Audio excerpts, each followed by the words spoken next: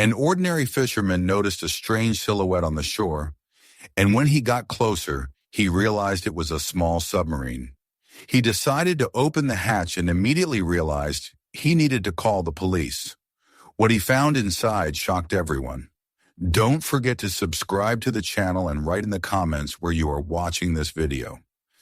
The sun had not yet risen when James pushed open the creaking wooden door of his modest home. The salt smell of the ocean drifted through the humid Florida air, mixing with the earthy aroma of wet sand and decaying seaweed that always clung to the shoreline. For James, mornings were not a time of leisure or gentle awakening. They were a command, a silent order given by the tide itself.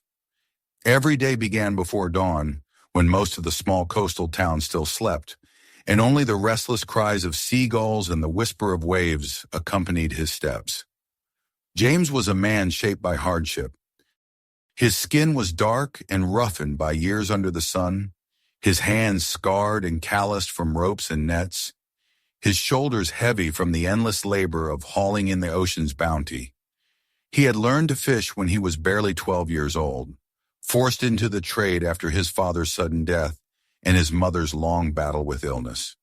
The sea had not been a choice, it had been a sentence, a demand he had no option but to obey. And yet, over the years, he had come to know it as both adversary and companion. The waves that threatened to capsize his boat one day might gift him a net heavy with fish the next. The town in which he lived was small, a place where people knew one another's names and secrets, where gossip carried faster than the tide. Whitewashed houses lined the crooked streets, their porches sagging with age. The paint on many walls peeled beneath the relentless coastal weather, and most of the residents lived as James did, hand to mouth, waiting for their luck to turn. A few families prospered, usually those with bigger boats or better connections at the markets, but men like James lived one catch away from hunger. Despite his endurance and skill, he was often treated as lesser. Tourists, who flocked to the beaches during summer, saw him as part of the scenery, a nameless fisherman mending nets in the sand. Wealthier locals smirked at his battered boat and worn clothes. Even among his fellow fishermen, he felt their sidelong glances when they saw how small his catch often was compared to theirs. He was used to the chuckles in the tavern at night, the way men lifted their beer mugs and joked about how James's old boat would one day sink beneath him before he managed to pay off his debts. He never responded.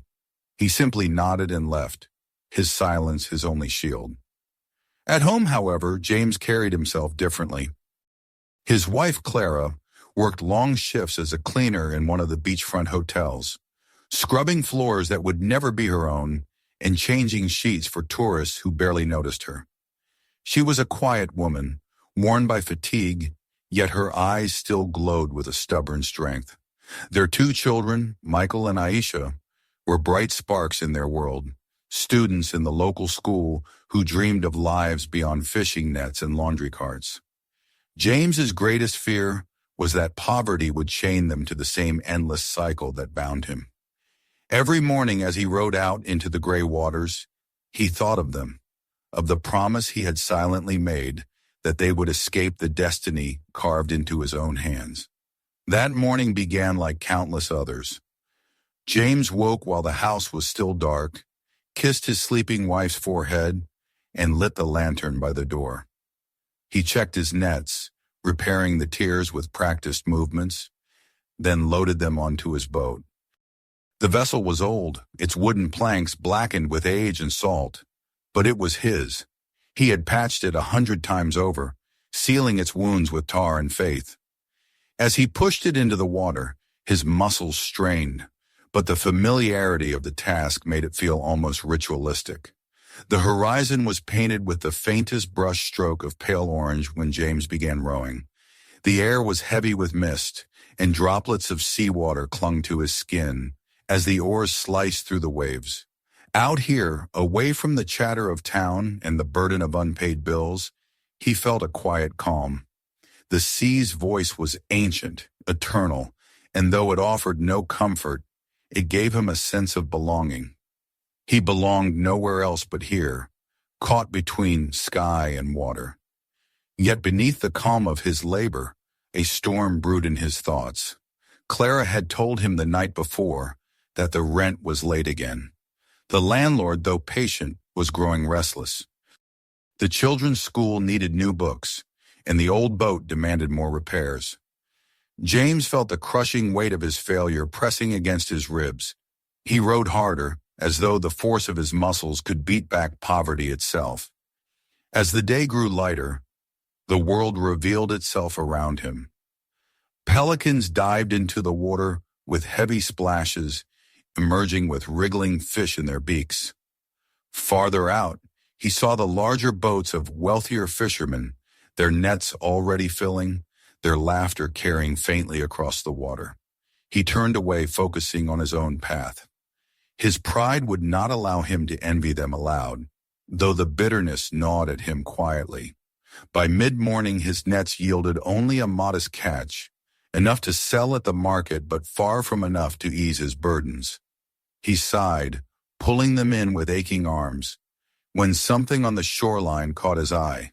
It was distant, a dark shape lying still on the sand, half buried where the tide met the beach. At first he thought it might be driftwood, or perhaps the carcass of some sea creature washed ashore. He squinted against the glare of the sun, uncertain. He tried to dismiss it. Objects often washed onto the beach, and most of the time they amounted to nothing more than garbage. But this seemed larger, unnatural in shape. The longer he stared, the more it unsettled him. It wasn't jagged like wood or soft like a drowned animal. It looked metallic, curved, almost like the hull of a vessel. A small chill traveled down his spine, though the air was warm. His first instinct was to ignore it. He had his catch to think of, his family waiting for food on the table, and a strange object on the shore was not his responsibility. But something inside him stirred a mix of curiosity and unease. The sea often delivered mysteries, and sometimes those mysteries carried danger, but other times they carried opportunity. He rowed slowly toward the shore, every stroke of the oar echoing the pounding of his heart. The figure grew clearer as he approached. The sun rose higher, and its rays glinted off what appeared to be metal. Not rusted, not ancient wreckage, but something newer, something that didn't belong here. The birds had gathered near it, circling and cawing as though drawn by its strangeness. By the time his boat reached the shallow waters, James was certain of one thing. Whatever that object was, it was no ordinary piece of debris. He pulled his boat onto the sand and stood still, staring at the dark shape before him. His breath caught in his chest, and for a long moment, he simply listened to the ocean's endless rhythm, as if waiting for a sign of what he should do. The sea, however, offered no answer. It merely whispered, eternal and indifferent, as James took his first steps toward the strange silhouette. The strange silhouette loomed larger with every hesitant step James took along the wet sand. The gulls shrieked overhead, swooping low and then scattering again, unsettled by the unfamiliar object that had been delivered to their shore. The tide licked against the half-buried hull, retreating and returning, as if the sea itself were reluctant to let go of what it had carried here. James slowed as he approached, his eyes narrowing, his breath uneven. The closer he came, the less the thing resembled anything he had ever seen in all his years on the water. It was not a piece of driftwood, nor the wreck of a fishing boat broken by the waves. The object was smooth, metallic, with a faint sheen that caught the light of the rising sun. Sand clung to its curved surface, and seaweed draped across one side like ragged cloth. At first glance, it might have been mistaken for some strange rock formation, but as James drew near, the truth of its nature struck him with an almost physical force. It was a vessel, but no vessel he had ever known. A submarine, small and compact, wedged into the beach like a creature gasping for breath on foreign land. James froze, his heart hammering. He stared at the rounded hull, at the faint outline of what appeared to be a hatch near the top. Antennae jutted awkwardly from one side, bent and damaged by the impact of waves or rocks. The steel skin of the submarine was scarred, dented in places, but intact enough to show it had not been here long. This was no relic of the past, no sunken wreck dragged up by the tides. It was recent. It was alive in a sense, a machine built for some purpose that had gone terribly astray. He took a step closer, then another, his boots sinking into the wet sand. He circled the vessel slowly, eyes darting over every detail. The submarine seemed almost unnatural here, as though it had been placed deliberately, a dark intrusion upon the familiar rhythm of his shoreline. His fingers itched with the urge to reach out and touch the metal, to prove it was real, but he resisted.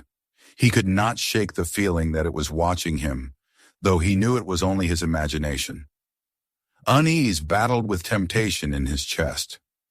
What was this thing? Who had built it? And what, most importantly, was hidden inside? A part of him stirred with reckless thoughts.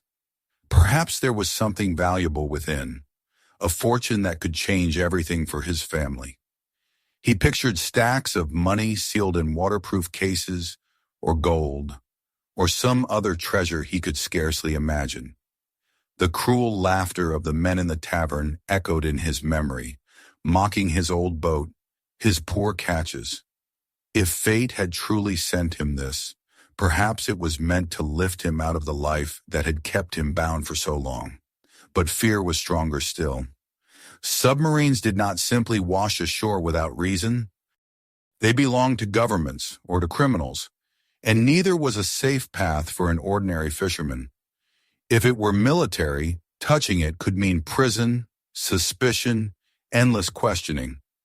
If it were criminal, then whoever had lost it might one day return to reclaim it, and if they found James had tampered with it, his life and the lives of his wife and children would be at risk. He clenched his fists, torn between greed and dread, between opportunity and danger. For long minutes he simply stood there, the sound of the waves filling the silence, the gulls wheeling above. The ocean's endless voice seemed to murmur at the edge of his thoughts, reminding him of its cruelty, its indifference. This was no gift. This was a trap. The sea did not give without demanding payment. James took a step back, his eyes fixed on the submarine, as if expecting it to move on its own. He thought of Clara, bending over beds in the hotel, her back aching from hours of work. He thought of his children, sitting at desks with books that were falling apart, trying to learn in classrooms that smelled of mildew. They deserved more. For a moment he considered the unthinkable, keeping his discovery secret, exploring the hatch himself, seeing what lay inside. Perhaps he could drag a fortune out of this machine before anyone else knew of it. But as quickly as the thought came, the weight of fear crushed it. James knew himself well enough to understand he was no thief, no gambler. He had survived this long by knowing when to fight and when to step aside. To meddle with a submarine like this was to invite death or ruin. He shook his head, muttering under his breath, as though to silence the devil whispering promises of wealth into his ear. His decision was made. He would report it. Whatever danger this vessel carried, it was not his alone to bear. If he walked away and someone else discovered it later, the blame might circle back to him, and worse, the threat might spread through the town. This was larger than him, larger than his debts or his pride. He turned toward his boat, reached for the old radio he kept strapped beneath the seat, and called the authorities. His voice cracked as he explained what he had found, the words tumbling from his lips with a mixture of fear and urgency. The man on the other end of the line demanded he stay put, that he not touch anything, that he wait until officials arrived. James agreed, though his legs trembled as he set the receiver down. The beach seemed to grow quieter in the wake of his call, though the gulls still circled and cried. James sat on the edge of his boat, staring at the submarine, as if it might vanish into the sea at any moment. His pulse refused to slow. Every creak of the waves, every shift of the sand beneath him, made him flinch. He had the irrational sense that eyes were upon him, watching from within the steel shell, waiting. Minutes dragged into hours. The sun rose higher, bathing the beach in light, but the vessel seemed untouched by warmth. Its shadow stretched long across the sand, sharp and foreboding. James rubbed his hands together, trying to calm the restless shiver that ran down his spine. He was a fisherman, a simple man, yet he had stumbled upon something vast, something he did not understand. For the first time in many years, James felt that his life had stepped out of its familiar path. The ordinary morning of nets and fish had twisted into a story that belonged to another world, a world of secrets and power and danger. He did not know what would come next, only that the ocean had given him a burden he could not carry alone. So he waited, staring at the submarine, listening to the restless sea, and wondering what price would be demanded for this discovery. The waiting was the hardest part. James sat on the edge of his boat, his hands clasped together so tightly his knuckles ached, his eyes fixed on the submarine as though it might stir at any moment. The sun climbed higher into the sky, burning away the morning mist and replacing it with a sharp, relentless glare that reflected off the wet sand and the metallic surface of the vessel. The world seemed to hold its breath around him. Every sound, the caw of the gulls, the hiss of the tide retreating, the creak of his boat's timbers echoed unnaturally loud, as if amplified by the weight of the silence that clung to the beach. At last, a faint rumble broke through the stillness. James lifted his head and turned toward the dirt road that wound down to the shore. The sound grew louder, accompanied by the high-pitched wail of sirens carried on the wind. His stomach clenched. They were coming. A moment later, the first police vehicle appeared, its tires spitting sand as it skidded to a stop at the edge of the beach. Two uniformed officers stepped out, shielding their eyes against the bright sunlight as they scanned the shoreline. Their gaze fell on James, then shifted to the dark shape behind him, and their expressions changed instantly from vague irritation to stunned disbelief. James rose slowly, raising a hand in greeting. One of the officers jogged toward him, boots sinking into the sand, while the other stayed behind to radio in confirmation. Questions tumbled out quickly. What had he seen? How long had it been here? Had anyone else touched it? But the officer's voice carried an edge of caution, as though afraid that even speaking too loudly might wake something slumbering inside the strange machine.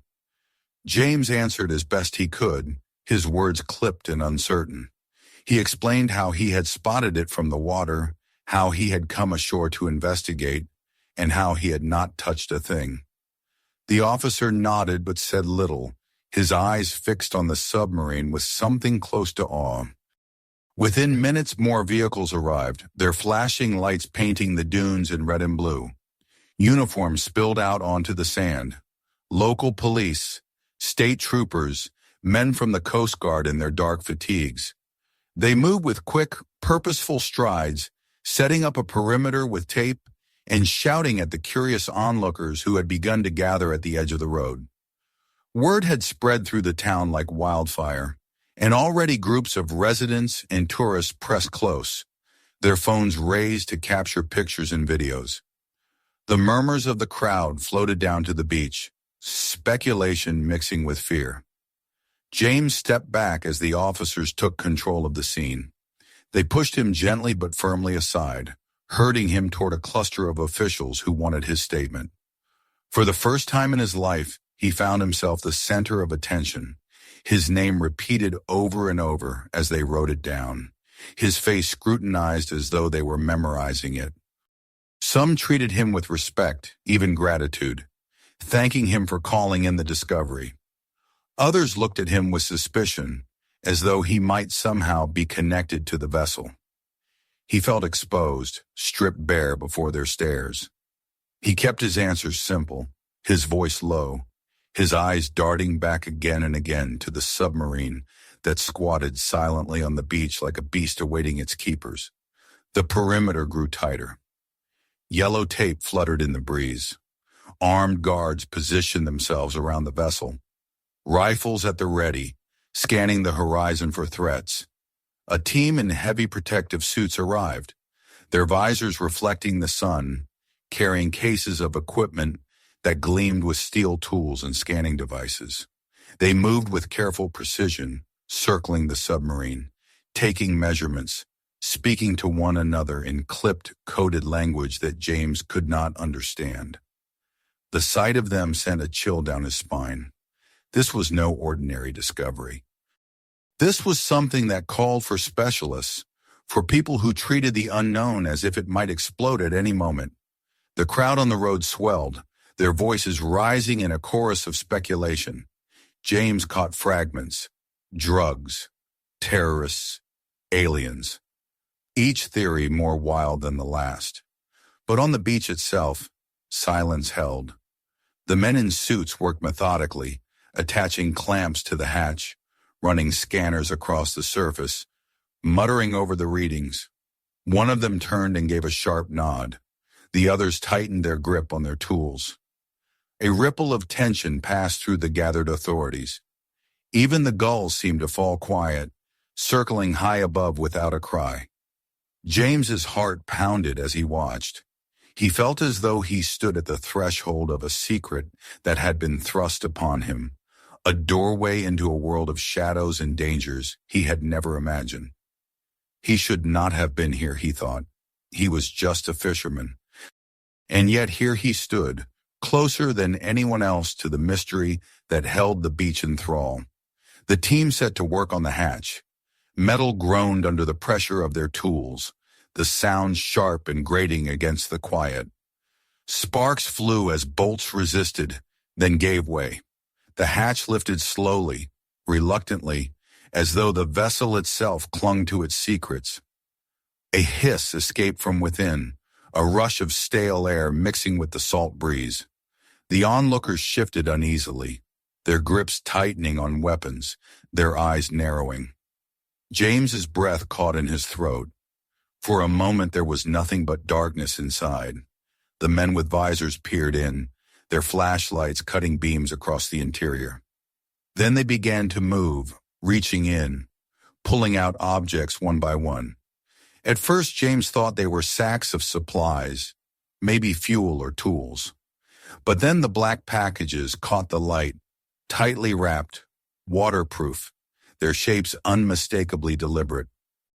The officers laid them carefully on the sand, each one handled as though it might detonate.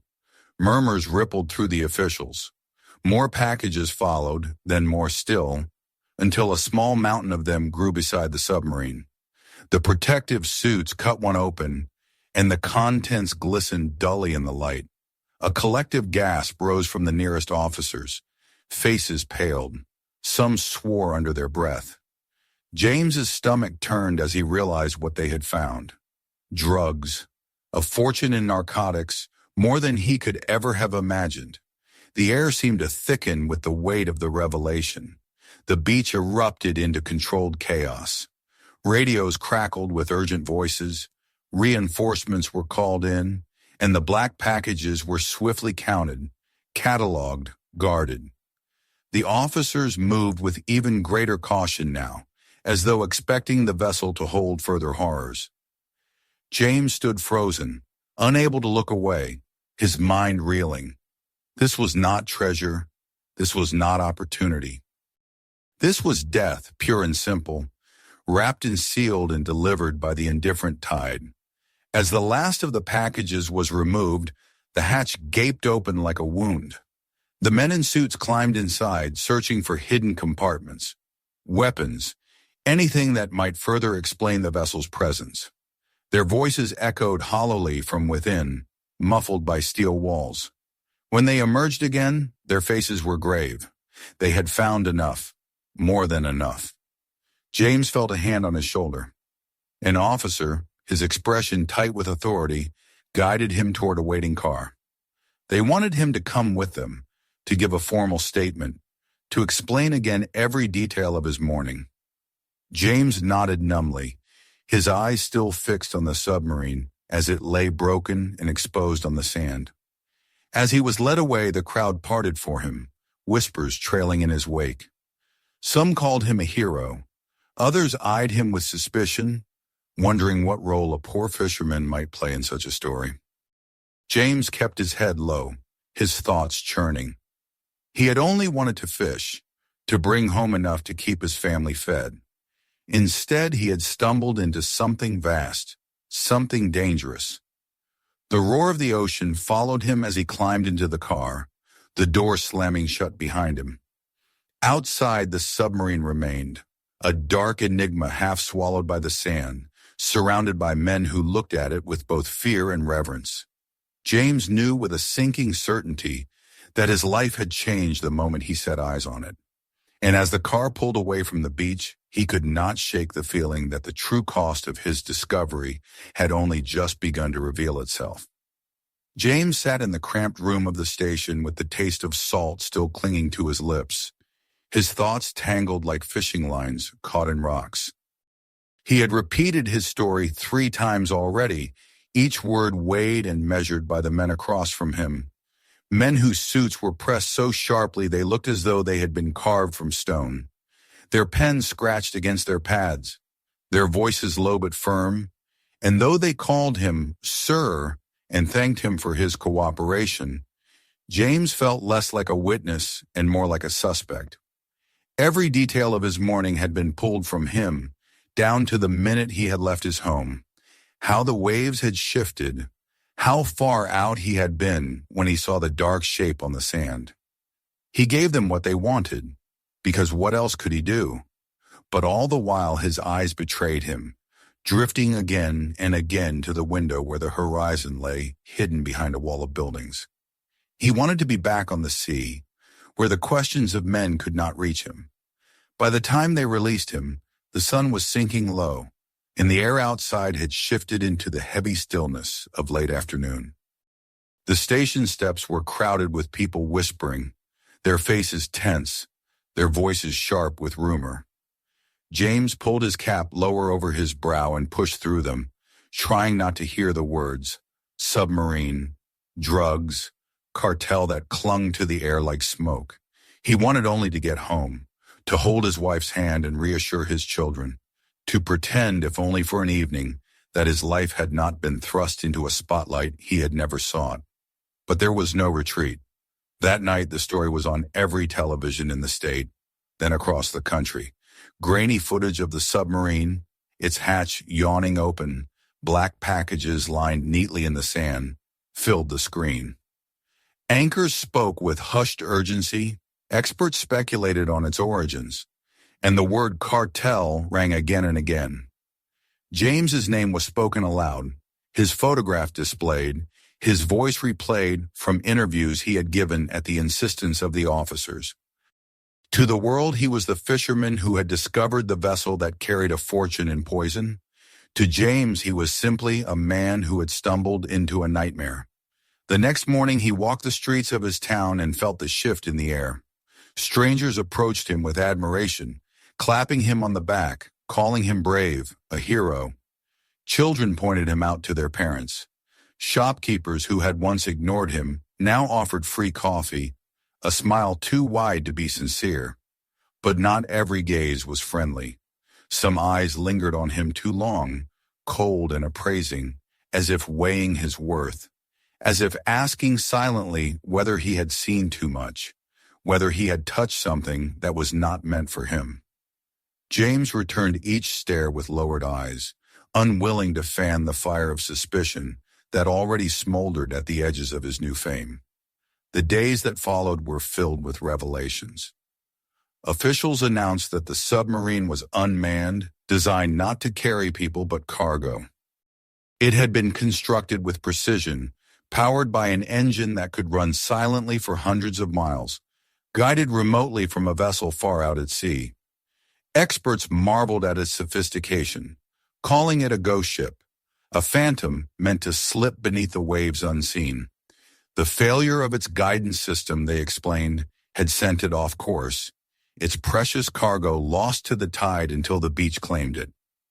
James listened to their words on the radio, trying to understand, but all it did was deepen the hollow dread in his chest.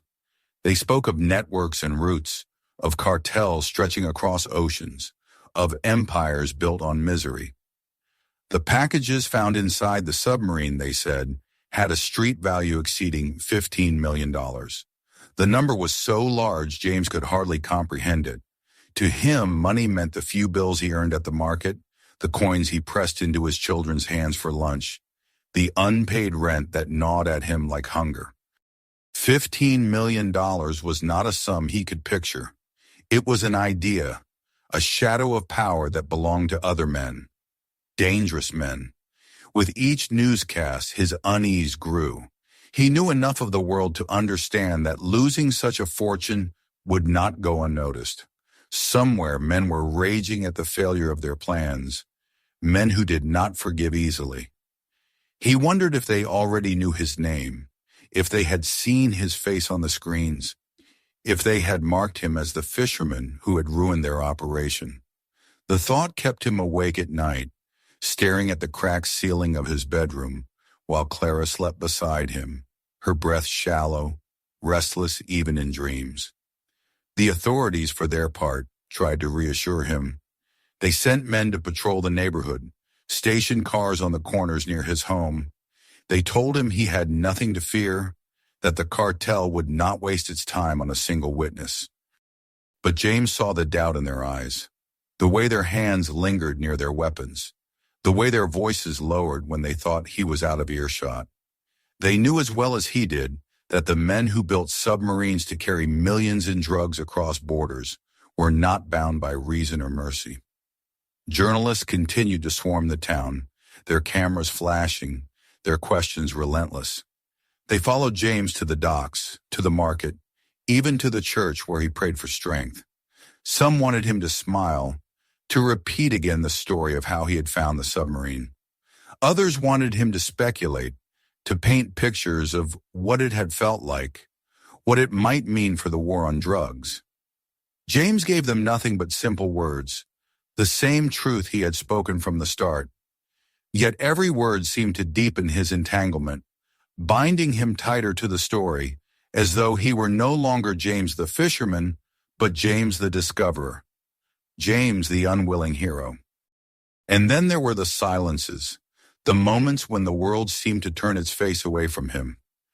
At night he felt the weight of eyes in the darkness, cars idling too long near his home before driving away, voices cutting off suddenly when he stepped into a room. Clara tried to reassure him, but he saw her fear in the way she kept the children close, the way she glanced over her shoulder on the walk home from work. They were caught now in a current stronger than the tides, one that carried them into waters where men like James were never meant to sail.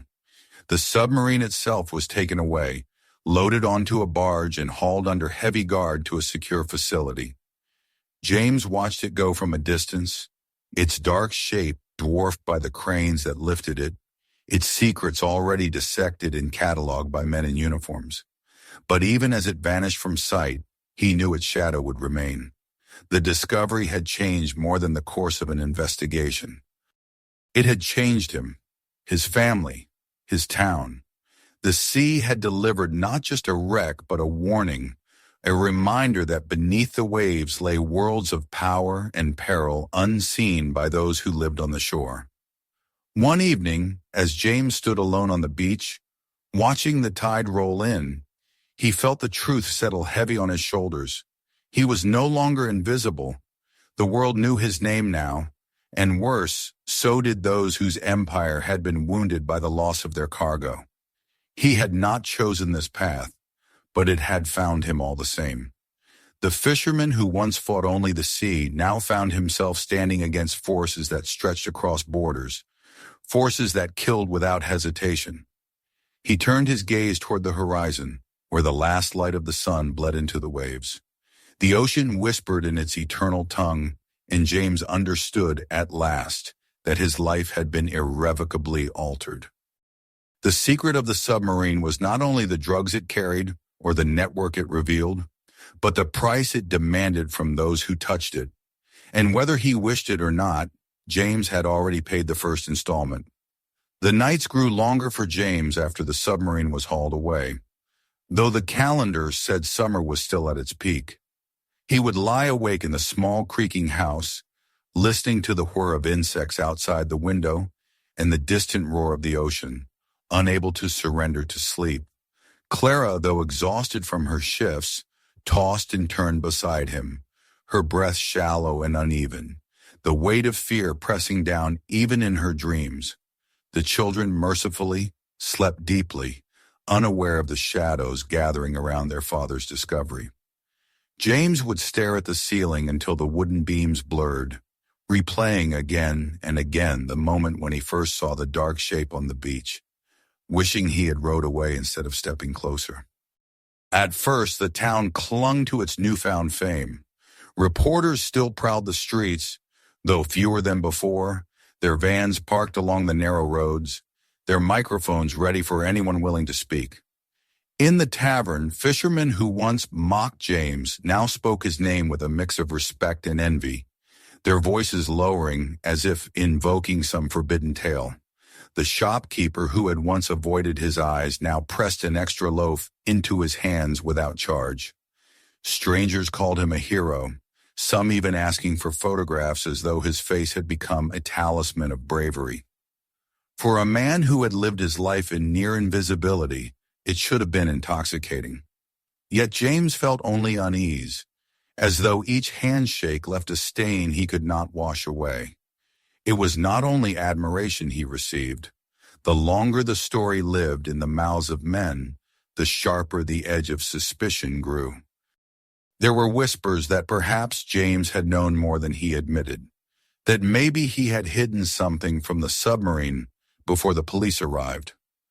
A few voices in the tavern muttered that a poor fisherman could not resist temptation, that no man of his means would stumble upon a fortune and simply walk away. Though he ignored their words, James felt the weight of their eyes on him whenever he walked through town, as if his neighbors were dissecting him, measuring his honesty against their own greed. The authorities tried to shield him. Cars still patrolled near his house, men with hard eyes sitting behind the wheel, watching. James appreciated their presence, but knew their protection was not endless. Already the patrols came less frequently, their vigilance stretched thin by duties elsewhere. He wondered how long before he would stand alone again, his family exposed. He could not shake the thought that the cartel had not forgotten. $15 million was too heavy a loss to go unanswered, and though he had only been the fisherman who raised the alarm, he feared his name had been carved into their memory all the same. Clara sensed his restlessness. She spoke little of it, but her actions betrayed her unease. She kept the children close, refusing to let them linger after school or wander down to the shore alone. At night she checked the locks twice, 3 times, her hands trembling on the bolt. Once when James suggested she was overreacting, her eyes flashed with anger and pain, and she reminded him that the sea did not bring gifts without demand. She had grown up in hardship as he had, and she knew well the price that followed sudden fortune. After that, James said nothing more, for he too felt the truth in her words. The days blurred together. The submarine faded from the national news, replaced by fresher stories, but in the town its shadow remained. Every time James walked the beach, he imagined he saw the outline of its hull in the sand, the black packages stacked like graves. He found himself glancing over his shoulder more often, watching cars that lingered too long, studying the faces of men he did not recognize. Once he thought he saw the same dark sedan parked near the docks 2 days in a row, and though it was gone by the time he returned, the image gnawed at him like a hook left buried in flesh. The praise that had once embarrassed him now turned sour. Being called a hero no longer felt like respect. It felt like a mark, a beacon that drew attention he did not want. Even his children, innocent in their joy, made his heart ache when they told their classmates proudly that their father had found the submarine. He smiled for their sake, but could not bring himself to share their pride. He saw instead the danger painted around their small shoulders, a danger he had invited into their lives. One evening, while the sun bled across the horizon and the gulls wheeled low over the water, James stood alone at the edge of the sea. The waves lapped at his boots, and the air was heavy with the brine of the tide. He thought of how simple life had been before, though he had called it hard at the time. Nets to mend, debts to pay, the endless fight to provide. Those burdens seemed almost gentle compared to the weight he carried now. He had not asked for this. He had not sought glory or danger. Yet the sea and its cruel indifference had chosen him all the same. The price of discovery was not measured only in the fear that stalked him, nor in the suspicions whispered behind his back. It was in the way his world had been torn open, exposing him to forces larger than he could comprehend. He understood now that he could never return fully to the life he had lived before. His name had been spoken too many times, his face shown on too many screens. He had become part of a story that was not his own, a story of cartels and smuggling routes and battles fought in shadows. And in such stories, men like him rarely found peace. As the tide rose higher, James lifted his gaze to the horizon. The ocean stretched endlessly before him, vast and merciless, as it had always been. But now when he looked upon it, he no longer saw only the familiar expanse of water that had shaped his life. He saw the hidden currents that carried secrets across continents, the invisible battles waged beneath its surface. The sea would always be his companion, but it was no longer the same. It had shown him a glimpse of its darker heart, and he would never forget it. He turned away at last, the cries of the gulls fading behind him, and walked back toward the town where his family waited. His steps were heavy but steady. Whatever dangers lay ahead, he knew he could not escape them, only face them. The price of his discovery was not yet fully paid, but he had already accepted it. For better or worse, his life would never again belong only to the nets, the fish, and the tides. It now belonged also to the shadow that had risen from the sea and placed itself in his path. And with that truth, James carried on, a fisherman forever changed by the submarine that the ocean had cast upon his shore. Don't miss what's coming next. Hit subscribe so you never miss another unbelievable story. Check out our other jaw-dropping videos waiting for you right now. And if this one shocked you, share it with your friends so they can be stunned too.